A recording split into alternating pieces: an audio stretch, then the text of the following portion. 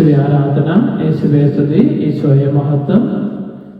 ഇന്ന് പ്രധാനമായിട്ടും ദൈവമക്കൾക്ക് തരാൻ ആഗ്രഹിക്കുന്ന പ്രധാനപ്പെട്ട 5 തിരുവചനവും അതുപോലെ തന്നെ ഒരു പ്രാർത്ഥനാ രീതിയും നിങ്ങൾക്ക് പറഞ്ഞു തരാൻ ആഗ്രഹിക്കുന്നു. എല്ലാ ദൈവമക്കൾക്കും ദൈവനാമത്തിൽ നന്ദി പറയുന്നു.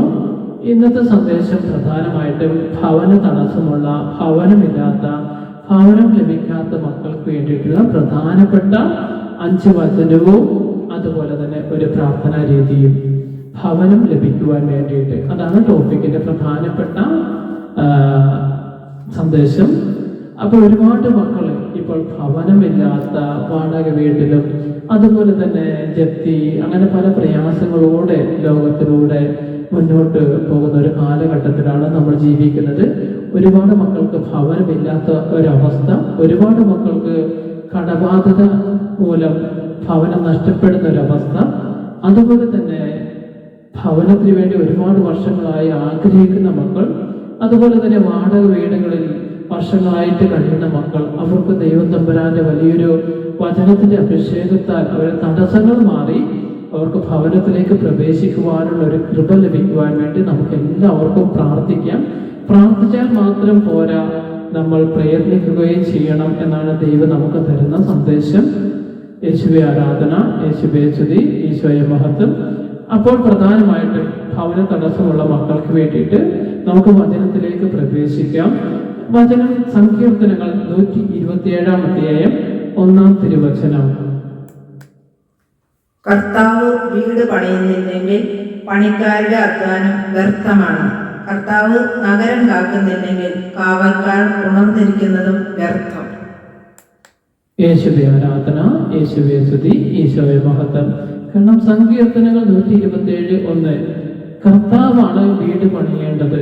നമ്മൾ വീട് പണിതാൽ ആ വീട് പണി പൂർത്തീകരിക്കാൻ നമുക്ക് ബുദ്ധിമുട്ടായിട്ട് വരും. സാധാരണ അങ്ങനെയാണ് സംഭവിക്കുന്നത്. ചിലപ്പോൾ വർഷങ്ങൾ എടുക്കും. പക്ഷെ കർത്താവിന്റെ ഒരു സാന്നിധ്യത്തോട് കൂടിയിട്ടാണ് നിങ്ങൾ വീട് പണി ആരംഭിക്കുന്നതെങ്കിൽ തമ്പുരാൻ എത്രയും പെട്ടെന്ന് തന്നെ നിങ്ങളുടെ ആ ഒരു സ്വപ്നം സാക്ഷാത്കരിച്ച് തരും. അതെങ്ങനെയെന്ന് ചോദിച്ചാൽ ദൈവം നിങ്ങളോട് സംസാരിക്കും. ദൈവത്തിന് അസാധ്യമായ ഒന്നുമില്ല എന്ന് നമ്മൾ പല സമയത്തും കേട്ടിട്ടുണ്ടല്ലോ. തീർച്ചയായിട്ടും ദൈവത്തിന് നിങ്ങളെ ഏൽപ്പിച്ചു കൊടുത്ത് നിങ്ങൾ വിശുദ്ധിയോടുകൂടി പ്രാർത്ഥനാ കൃപയിൽ ദൈവാനുഗ്രഹത്തിൽ മുന്നോട്ട് ഭവനം ആഗ്രഹിച്ച് പ്രാർത്ഥിക്കുക. കാരണം 1 വർഷം 2 വർഷമൊക്കെ എടുക്കും ചില സമയത്ത്. ഇപ്പൊ എന്നെ സംബന്ധിച്ച് തന്നെ ഒരുപാട് വർഷങ്ങൾക്കിടയിലാണ് ദൈവം ഏറ്റവും നല്ലൊരു ഭവനം തന്ന് അനുഗ്രഹിച്ചത്. യേശുവെ ആരാധന, യേശുവെ സ്തുതി, ഈശോയെ മഹത്വം. അപ്പോൾ എന്താണ് ദൈവവചനം അനുസരിച്ച് നമ്മൾ ജീവിക്കുമ്പോൾ, ദൈവകരുണയിൽ ആശ്രയിക്കുമ്പോൾ ദൈവം അത്ഭുതങ്ങളും അടയാളങ്ങളും നമ്മുടെ ജീവിതത്തിൽ പ്രവർത്തിക്കും. യേശുവെ ആരാധന, യേശുവെ സ്തുതി, ഈശോയെ മഹത്വം. Hallelujah, hallelujah, hallelujah. അതുപോലെ തന്നെ പ്രധാനപ്പെട്ട അടുത്ത വചനം 5 വചനമാണ് നമ്മുടെ സന്ദേശത്തിലുള്ളത്. ഈ 5 വചനങ്ങൾ നിങ്ങളുടെ ജീവിതത്തിൽ അനുഗ്രഹമായി തീരാൻ വേണ്ടി പ്രാർത്ഥിക്കുന്നു. ഫിലിപ്പി 4-ാം അധ്യായം 19-ാം തിരുവചനം. എന്റെ ദൈവം തന്റെ മഹത്വത്തിന്റെ സമ്പന്നതയിൽ നിന്നും യേശുക്രിസ്തു വഴി നിങ്ങൾക്ക് ആവശ്യമുള്ളതെല്ലാം നൽകും.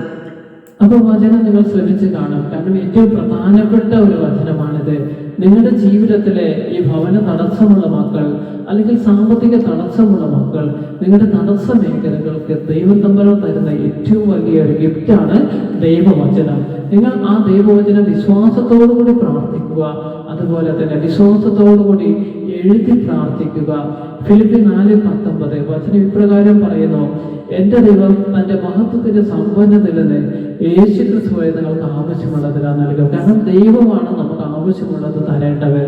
ദൈവം തന്ന സമ്പത്ത് ഒരിക്കലും നഷ്ടപ്പെട്ടു പോകത്തില്ല. ദൈവത്തിന് നമ്മൾ വില കൊടുക്കുന്നിടത്തോളം കാലം ആ സമ്പത്ത് നഷ്ടപ്പെട്ടു പോകത്തില്ല. യേശുവെ ആരാധന, യേശുവെ സ്തുതി, ഈശോയെ മഹത്വം. അതുപോലെ തന്നെ പ്രധാനപ്പെട്ട അടുത്ത വചന സന്ദേശം പ്രഭാഷകന്റെ പുസ്തകം 11-ാം അധ്യായം 21-22 തിരുവചനങ്ങൾ. പാപിയുടെ നേട്ടത്തിൽ അസൂയ വേണ്ട. കർത്താവിന് ശരണം വെച്ച് നിന്റെ ജോലി ചെയ്യുക. ദരിദ്രനെ സമ്പന്നനാക്കാൻ കർത്താവിന് ഒരു നിമിഷം മതി. കർത്താവിന്റെ അനുഗ്രഹമാണ് ദൈവഭക്തന് സമ്മാനം. അത് ക്ഷണം നേരം കൊണ്ട് പൂവണിയുന്നു. യേശുവേ സ്തുതി, ഈശോയെ ആരാധന, ഈശോയെ മഹത്വം. അപ്പോൾ വചനം പറയുന്നത് നമ്മൾ ശ്രമിച്ചു കാണാം, നമ്മൾ കേട്ട് കാണാം. പ്രഭാഷകൻ 11-ാം അധ്യായം 21-22. പാപിയുടെ നേട്ടത്തിൽ അസൂയ വേണ്ട. കാരണം നമ്മൾക്കിടയിൽ ഒരുപാട് ആളുകൾ ധനവാന്മാരുണ്ട്. തീർച്ചയായിട്ടും പല ആളുകൾ പല അക്രമത്തിലൂടെയും അരാജകത്തിലൂടെയും പല രീതിയിൽ പല സമ്പത്ത് സ്വന്തമാക്കുന്നുണ്ട്. പക്ഷെ നമ്മൾ അതിലൊരിക്കലും അസൂയപ്പെടേണ്ട, നമ്മൾ ഒരിക്കലും ദുഃഖിക്കേണ്ട. നമുക്ക് ലഭിച്ചിട്ടില്ല എന്നോർത്ത് നമ്മൾ സങ്കടപ്പെടേണ്ട ആവശ്യമില്ല എന്നാണ് കർത്താവ് തരുന്ന വചന സന്ദേശം. എന്താണ്? പാപിയുടെ നേട്ടത്തിൽ അസൂയ വേണ്ട. കർത്താവിൽ ശരണം വെച്ച്, കർത്താവിൽ ശരണം എന്ന് പറയുമ്പോൾ കർത്താവിൽ ആശ്രയിച്ച് നിന്റെ ജോലി നീ ചെയ്യുക. നമുക്ക് എന്താണ് ദൈവം ഏൽപ്പിച്ചിരിക്കുന്നത് ആ ജോലി വിശ്വാസത്തോടുകൂടി സത്യസന്ധതയോടുകൂടി നമ്മൾ ചെയ്യുമ്പോൾ ദൈവം വചനത്തിൽ പറഞ്ഞതുപോലെ തീർച്ചയായിട്ടും നമ്മുടെ ജീവിതത്തിൽ അത്ഭുതം പ്രവർത്തിക്കുക. പ്രഭാഷകൻ 11:22 ദരിദ്രനെ സമ്പന്നനാക്കുവാൻ കർത്താവിന് ഒരു നിമിഷം മതി. കാരണം ഒരുപാട് സമയമൊന്നും തമ്മിലാണ് വേണ്ട. നിങ്ങൾ ദാരിദ്ര്യത്തിലും കഷ്ടപ്പാടിലും ദുഃഖത്തിലും ദുരിതത്തിലും രോഗത്തിലുമാണെങ്കിലും നിങ്ങൾ ദൈവമേ എന്ന് വിളിക്കുവാൻ ഒരു മനസ്സ് നിങ്ങളുടെ ഹൃദയത്തിലുണ്ടോ, തീർച്ചയായിട്ടും ദൈവം നിങ്ങളുടെ ജീവിതത്തിൽ ഇറങ്ങി പ്രവർത്തിക്കും. ദൈവത്തെ വിളിക്കുന്ന മക്കളുണ്ടോ എന്നാണ് ദൈവം ഇപ്പോൾ അന്വേഷിക്കുന്നത്. കാരണം അപൂർവ ചിലർ മാത്രമേ ദൈവത്തെ വിളിക്കുന്നുള്ളൂ. എല്ലാവരും ഈ ലോകത്തിന്റെ പല വ്യാമോഹത്തിലേക്കും വ്യർത്ഥമായ മോഹത്തിലേക്കും വ്യർത്ഥമായ ആഗ്രഹത്തിലേക്കുമാണ് സഞ്ചരിച്ചു കൊണ്ടിരിക്കുന്നത്. അപ്പോൾ നമ്മൾ ദൈവത്തിന് ഒന്നാം സ്ഥാനം കൊടുത്തുകൊണ്ട് നമ്മുടെ ജീവിതം ക്രമപ്പെടുത്തുക. യേശുവേ ആരാധന, യേശുവേ സ്തുതി, ഈശോയെ മഹത്വം. പ്രഭാഷകൻ 11:21-22.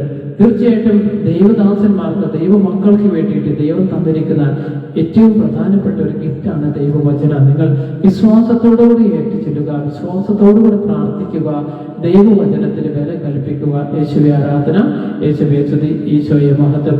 അതുപോലെ തന്നെ 4-ാമത്തെ തിരുവചനം വിശുദ്ധ ഗ്രന്ഥം നെഹെമ്യ പ്രവാചകന്റെ പുസ്തകം 2-ാം അധ്യായം 20-ാം തിരുവചനം. യേശുവേ ആരാധന, യേശുവേ സ്തുതി, ഈശോയെ മഹത്വം. സ്വർഗത്തിന്റെ ദൈവം ഞങ്ങൾക്ക് വിജയം നൽകും, അവിടുത്തെ ദാസന്മാരായ ഞങ്ങൾ പണിയും. എന്നാൽ നിങ്ങൾക്ക് യെരൂശലേമിന്റെ ഓഹരിയോ അവകാശമോ സ്മാരകമോ ഉണ്ടായിരിക്കുകയില്ല. തീർച്ചയായിട്ടും നമുക്ക് വചനം തരുന്ന സന്ദേശം എന്താണ്? സ്വർഗത്തിലെ ദൈവമാണ് നമുക്ക് വിജയം തരേണ്ടവൻ.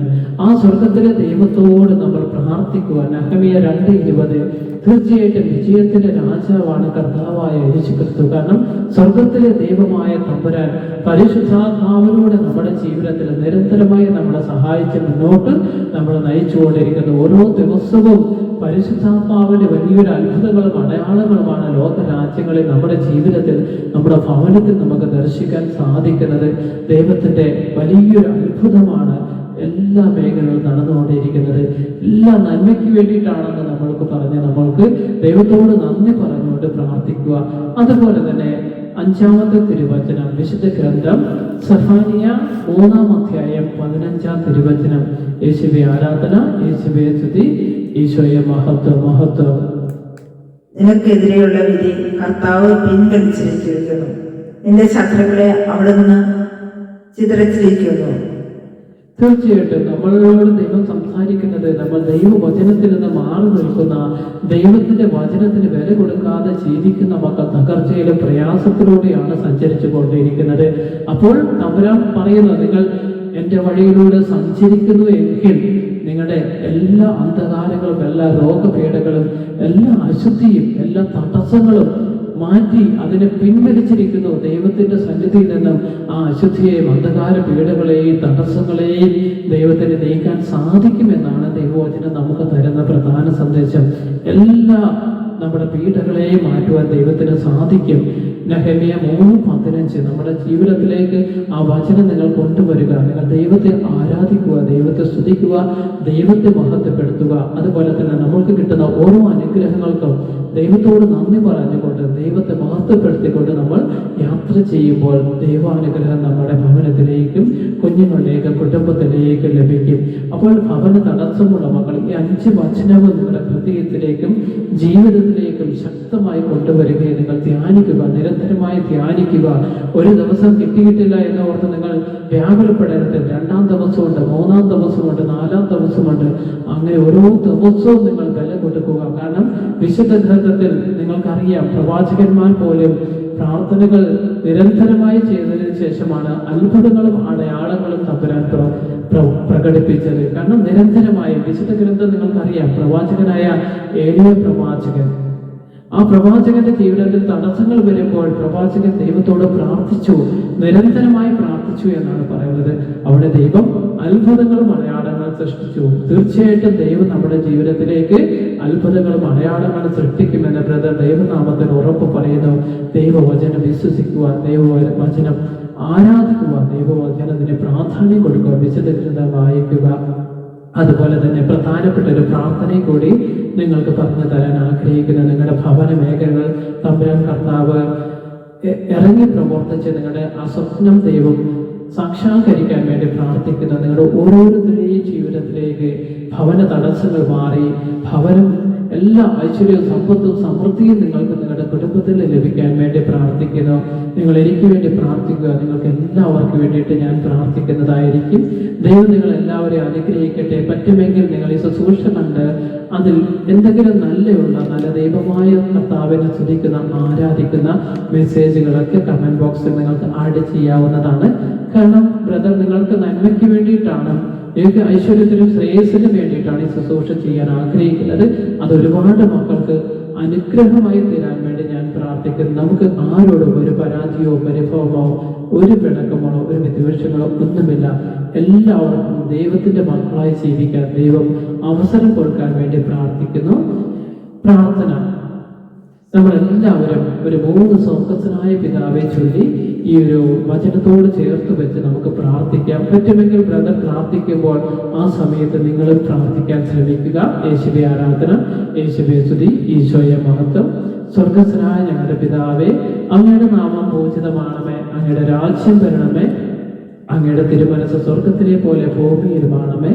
അന്ന് വേണ്ട ആഹാരം ഇന്ന് ഞങ്ങൾക്ക് നൽകണമേ.